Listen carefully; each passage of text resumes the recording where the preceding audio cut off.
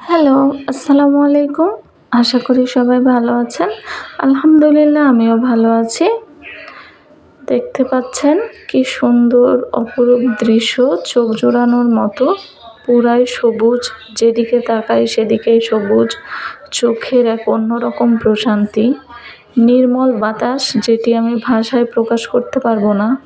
অনেকদিন পরে ইট পাথরের দেয়ালের বাইরে বের হয়ে এই সবুজ সতেজ বাতাস এবং আন্তরিকতা যেখানের কোনো অভাব নেই, সেই মানুষগুলোর সাথে কিছু সময় পার করতে পেরে আমার খুবই ভালো লাগছে। এটি টেকনাফে অবস্থিত, যেটির নাম নীলা। নীলার এই অপরূপ দৃশ্য, পাহাড়ের দৃশ্য আমাকে মুগ্ধ করেছে।